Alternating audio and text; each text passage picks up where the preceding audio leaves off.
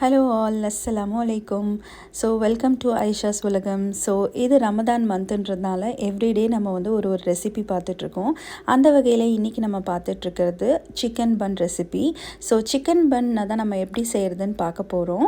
So வீடியோக்குள்ளே போகும் முன்னாடி என் சேனலை சப்ஸ்கிரைப் பண்ணாதவங்க சப்ஸ்கிரைப் பண்ணிவிட்டு லைக் பண்ணிவிட்டு சேனலை கண்டினியூஸாக பாருங்கள். உங்களோட ஆதரவு ஐஷாஸ் உலகம்க்கு ரொம்ப இம்பார்ட்டண்ட். ஓகே, வாங்க நம்ம இப்போ எப்படி செய்கிறதுன்னு பார்ப்போம். ஸோ இதுக்கு நான் தேவையான பொருட்கள் என்னென்னு சொல்லிடுறேன். ஸோ இதுக்கு வந்து நான் ஒரு பெரிய அனியன் எடுத்திருக்கேன். அதுக்கப்புறம் பெல் பெப்பர்ஸ் 2 கலர்ஸில் எடுத்திருக்கேன். சிக்கன் நான் ஏற்கனவே மேரினேட் பண்ணி வச்சுருந்தேன். ஸோ அதை எடுத்திருக்கேன். நீங்கள் மேரினேட் பண்ணலன்னா நீங்கள் அப்படியே கூட போடலாம். அதுக்கு பதிலாக நீங்கள் சில்லி பவுடர் போடுற மாதிரி இருக்கும். ஸோ நான் மேரினேஷனில் ஒன்றும் இல்லைங்க, chilli powder, pepper powder, salt மட்டும் போட்டு தான் நான் மேரினேட் பண்ணி வச்சுருக்கேன். ஸோ ஃபஸ்ட்டு வந்து ஒரு பேன் எடுத்துக்கோங்க. அதில் கொஞ்சமாக ஆயில் போட்டுட்டு அப்புறம் நான் ஒரு பெரிய அனியன் எடுத்து கட் பண்ணி போட்டிருக்கேன்.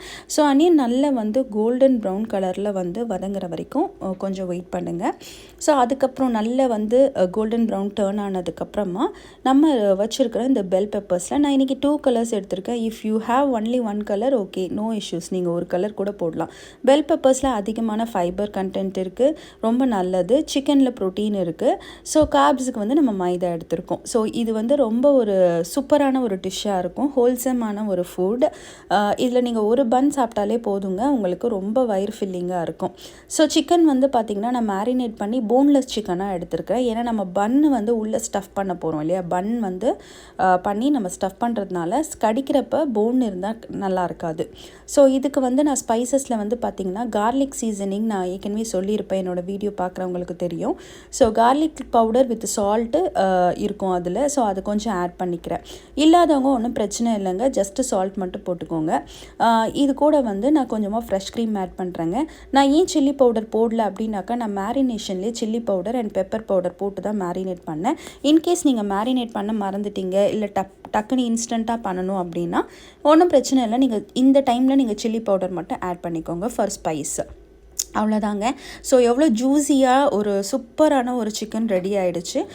நெக்ஸ்ட்டு ஒரு மெஷரிங் கப் எடுத்துக்கிறேன். அதில் வந்து ஒரு ஸ்பூன் ஆஃப் வந்து ட்ரை ஈஸ்ட் போட்டு அது கூட கொஞ்சம் லூக் வார்ம் வாட்டர் வந்து நான் ஆட் பண்ணிக்கிறேன்.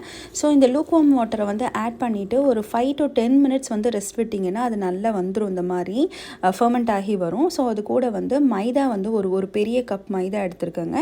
அதில் நான் அந்த ஃபர்மெண்ட் ஆகியிருக்கிற அந்த ஈஸ்ட்டை வந்து ஆட் பண்ணி நல்லா இந்த மாதிரி பிணைஞ்சிக்கோ. ஸோ இந்த மாதிரி பிணையிறப்ப கையில் ஒட்டும், கொஞ்சமாக ஆயில் யூஸ் பண்ணிக்கிட்டீங்க அப்படின்னாக்கா கையில் ஒட்டாமல் சூப்பராக வந்துடும். இங்கே பாருங்கள், நான் வந்து அழகாக வந்து இந்த மாதிரி மைதாவை பிணைஞ்சிட்டேன்.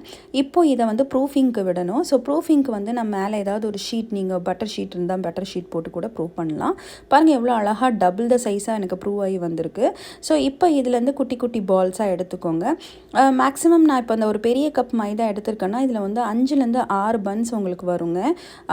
ஸோ டிபெண்ட்ஸ், நம்ம எவ்வளோ மைதா எடுக்கிறோமோ அவ்வளோ பன்ஸ் வந்து நமக்கு வரும். எனக்கு வந்து ஒரு 6 பன் வரணுன்றதுக்காக நான் ஒரு பெரிய கப்பில் வந்து மைதா எடுத்துக்கிட்டேன். ஸோ கொஞ்சமாக வந்து டஸ்ட் பண்ணி ரோல் அவுட் பண்ணிக்கோங்க மைதாவை. ஏன்னா நீங்கள் மைதா டஸ்ட் பண்ணல அப்படின்னாக்கா கீழே வந்து ஸ்டிக் ஆகும். ஸோ அந்த மாதிரி நல்ல ஓரளவுக்கு பெருசாகவே இந்த மாதிரி சப்பாத்தி திரட்டுற மாதிரி திரட்டிக்கோங்க. என்னடா பன்னில் வந்து எப்படிடா இந்த மாதிரி இவ்வளோ பெருசாக திரட்டினா வரும்னு பார்க்காதீங்க, சூப்பராக வருங்க. நான் உங்களுக்கு வந்து பார்த்துருப்பீங்க இல்லையா, ஃபஸ்ட்டு நான் வீடியோவில் காமிச்ச மாதிரி ரொம்ப பர்ஃபெக்டாக வரும்.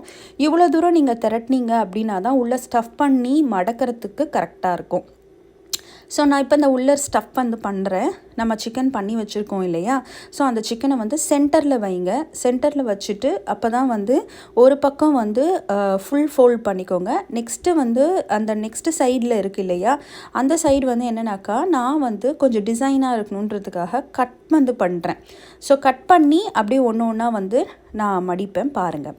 ஸோ ஃபஸ்ட்டு நான் இப்போ சென்டரில் வந்து ஃபில் பண்ணிட்டேன். ஃபில் பண்ணதுக்கப்புறமா இதுக்கு மேலே வந்து சீஸ் வைக்கிறேன். சீஸ் வந்து ஆப்ஷனல் தான், உங்களுக்கு இல்லை எனக்கு சீஸ் எல்லாம் வேண்டாம் அப்படின்னா நீங்கள் இந்த ஸ்டெப் அவாய்ட் பண்ணிக்கலாம். நான் இப்போ பாருங்கள், ஸோ சென்டரில் வந்து ஸ்டஃப் பண்ணிவிட்டு அண்ட் சீஸும் வச்சதுக்கப்புறமா இந்த சைடில் இருக்கிறத ஃபோல்ட் பண்ணிக்குவேன். ஸோ அதுக்கு ஆப்போசிட் சைடில் வந்து நான் அந்த மாதிரி கட் ஒர்க் கொடுக்குறேன். ஸோ இந்த மாதிரி கட் ஒர்க் கொடுத்தீங்க அப்படின்னாக்கா இந்த பன்னோட ஷேப் வந்து ரொம்ப அழகாக உங்களுக்கு சூப்பராக இருக்கும். இங்கே பாருங்கள், இப்போ இதை நார்மலாக ஒரு ஃபோல்ட் பண்ணுற மாதிரி நார்மல் ஃபோல்டிங் இது பண்ணிக்கோங்க. அந்த கட் பண்ணி வச்சுருக்கோம் இல்லையா, அந்த கட் பண்ணி வச்சுருக்கிறத ஒன்று ஒன்றா ஒரு லேயராக வந்து நீங்கள் அப்படி மேலே மேலே வச்சிங்கன்னா அப்படின்னா பார்க்க வந்து ரொம்ப பியூட்டிஃபுல்லாக இருக்கும். அண்ட் அப்படி நம்ம கட் பண்ணுறதுனால அங்கே சென்டரில் வந்து கேப் இருக்கும். அந்த கேப்பில் வந்து நான் கலர்ஃபுல்லான கேப்சிகமாக அல்டர்னேட்டிவாக க்ரீன், ரெட் அந்த மாதிரி ஏதாவது என்ன colour combination of bell peppers வேணால் நீங்கள் யூஸ் பண்ணலாம். நான் இன்றைக்கி வந்து ரெட் அண்ட் க்ரீன் வந்து யூஸ் பண்ண போகிறேன்.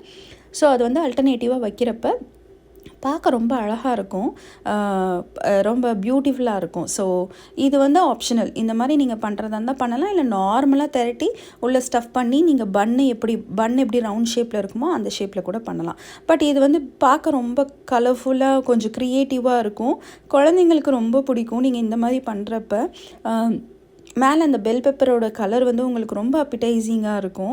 பாருங்கள், நான் வந்து சென்டரில் அந்த கேப்பில் வந்து ரெட், க்ரீனுன்ட்டு அல்டர்னேட்டிவாக நான் வச்சுட்டு வந்து மேலே வந்து பார்த்திங்கன்னா இந்த மாதிரி எக் வாஷ் பண்ணிக்கிறேன். ஸோ எக் வாஷ் பண்ணால் தான் உங்களுக்கு அந்த பளபளன்னு இருக்கும். அந்த பன் வந்து எடுக்கிறப்ப நல்ல ஷைனியாக இருக்கும், சூப்பராக இருக்கும். ஸோ எக் வாஷ் இல்லை, எனக்கு எக் வாஷ் பண்ணலனாலும் ஓகே, நீங்கள் இந்த ஸ்டெப்பை அவாய்ட் பண்ணிக்கலாம். ஆனால் எக் வாஷ் பண்ணிங்கன்னா ரொம்ப சூப்பராக இருக்கும் பன்னு. ஸோ நான் எக் வாஷ் பண்ணிக்கிறேன். நான் மொத்தமாக வந்து பார்த்திங்கன்னா எனக்கு ஒரு 5 பன்னு கிட்ட வந்ததுன்னு நினைக்கிறேன். 5லேருந்து 6 பன்னு உங்களுக்கு கிடைக்கும்.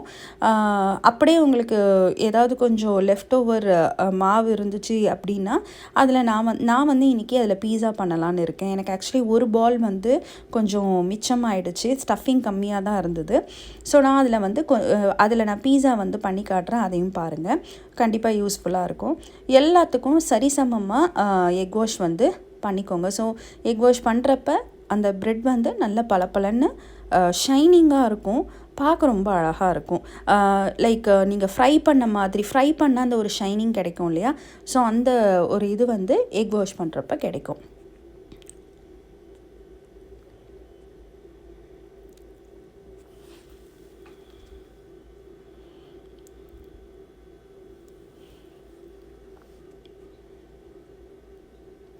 இந்த மாதிரி ஐட்டம் செய்யறதுக்கு கொஞ்சம் பொறுமை வேணும்.